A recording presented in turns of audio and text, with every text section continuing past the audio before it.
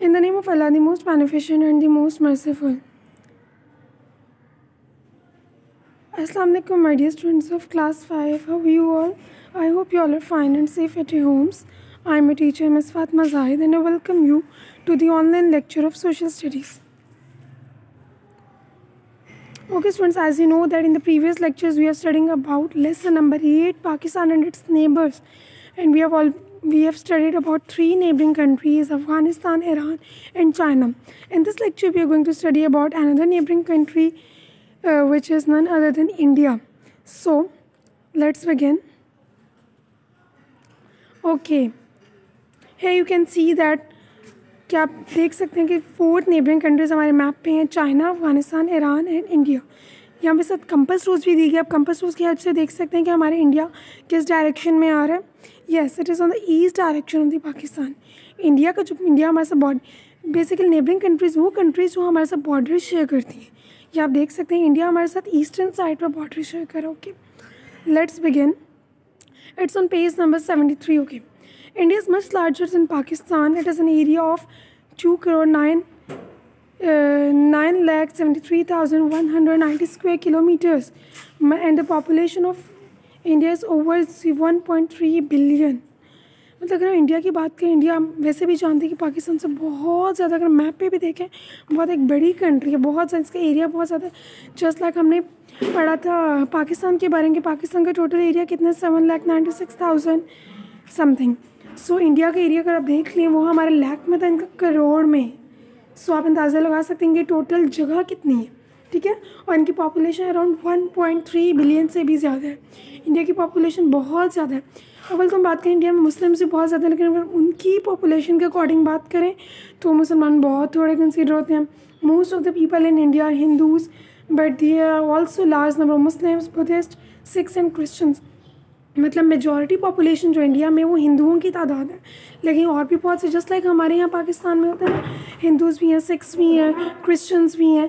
इसी तरह इंडिया में मेजॉरिटी तादाद किसकी है, हिंदुओं की है, लेकिन बाकी तमाम मज़हब के लोग भी हैं, क्रिश्चियंस भी हैं, मुस्लिम्स भी हैं, सिख्स भी हैं, लेकिन उनकी तादाद हिंदुओं से कंपेयर करें तो तादाद उनकी कम है। ओके, एग्रीकल्चर की बात करते हैं। It is basically an agricultural country, but over the years has developed many large industries. India basically एक एग्रीकल्चरल कंट्री जहाँ पे मतलब हमारी बहुत ज़्यादा क्रॉप्स ग्रो करती हैं, बहुत ज़्यादा फर्टाइल सॉइल है, यहाँ पे लैंड हमारा फर्टाइल है, हम यहाँ पे क्रॉप्स ग्रो करके एक्सपोर्ट भी करते हैं और उससे पैसा भी अर्न करते हैं। कह रहे हैं कि विद इन ईयर्स मतलब इंडिया में बहुत ज़्यादा इंडस्ट्रीज़ डेवलप हो चुकी हैं, specially in information technology and as strong economy. मतलब इंफॉर्मेशन टेक्नोलॉजी की अगर फील्ड में बात की जाए तो बहुत ज़्यादा इन्होंने तरक्की की है। इस सिलसिले में टेक्नोलॉजी के साथ भी बहुत ज़्यादा डे बाय डे तरक्की की है इंडिया ने, और इसके बाद बहुत ज़्यादा इकॉनमी भी बहुत ज़्यादा स्ट्रॉन्ग है। Okay, in the southern part of India there is a large plateau called the Deccan Plateau. The Deccan Plateau covers most of the southern part of India. Plateaus को ऑलरेडी हम class में बहुत ज़्यादा discuss कर चुके हैं detail में। वो कह रहे हैं कि साउदर्न पार्ट की अगर बात की जाए, इंडिया के अगर साउदर्न पोर्शन की बात की जाए तो यहाँ पे एक लार्ज प्लेट्यू है जिसको क्या नाम है इसका, Deccan plateau. Deccan basically India का एक शहर है, तो वहाँ पे एक प्लेट्यू, उसका नाम है Deccan plateau.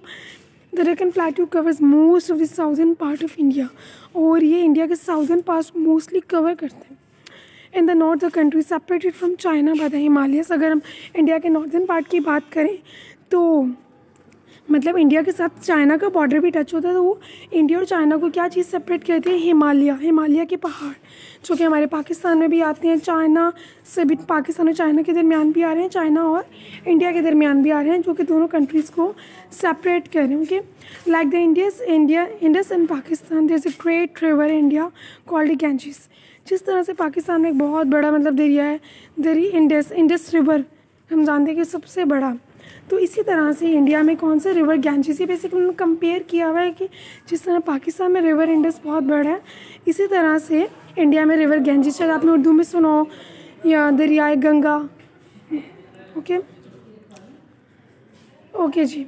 The capital city of India is New Delhi. We all know the India का कैपिटल कौन से, न्यू दिल्ली है। ये आप देख सकते हैं ताजमहल की इमेज है जो कि इंडिया में है। The official languages are Hindi and English, but many of the languages are spoken in India. जिस तरह से हमारे यहाँ पे ऑफिशियल लैंग्वेजेस कौन सी उर्दू और इंग्लिश बोली जाती हैं, इसी तरह से इंडिया में भी हिंदी और इंग्लिश बोली जाती हैं, लेकिन और भी बहुत से लैंग्वेजेस बोली जाती हैं जिनको हम आगे फर्दर चार्ट में देखते हैं। Okay, here you can see that in Indian languages distribution, ये इन्होंने एक पाई चार्ट दिया हुआ है, परसेंटेज बताया मैं, जस्ट लाइक सबसे टॉप राइट पे हिंदी लिखा हुआ है, हिंदी को ना ब्लू कलर के बॉक्स से की बनाई हुई है ब्लू।